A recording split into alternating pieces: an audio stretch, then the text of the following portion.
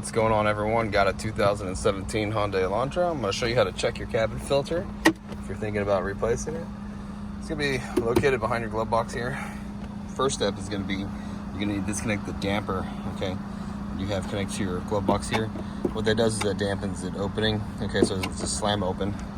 To disconnect it, it's really simple. We just come over here, grab it with a finger, and just disconnect it like that. Now your glove box has these stoppers on each side that we're going to need to take out. Okay, just turn them counterclockwise, and then we can pull them out.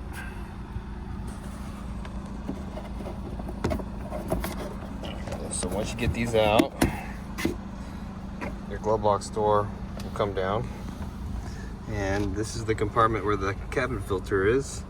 We need to take this door off. What we do is we squeeze these clips, and they're on both sides.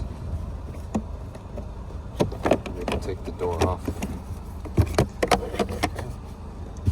There's our filter there, and just gotta work it out. It can be kind of hard to grab depending on the brand of filter that's in here. This one is brand new, so we're not going to replace this one today, but if you need one, check down the description box. I'm going to have a link that takes you to Amazon where you can pick up a brand new one if you need one. And you see on the side of this one, it says airflow and it's facing down. Just make sure that that is the direction that the airflow is moving at. This guy's installed upside down, so I'm going to go ahead and flip it over. Stick it in here, and we'll be good to go.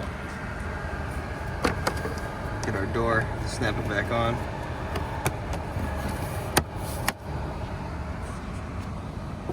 Put the glove box back up.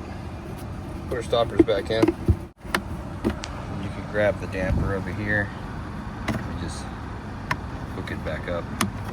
And we're all done. I hope the video was helpful, and if it was, appreciate it if you'd comment, like, and subscribe. See you guys in the next video.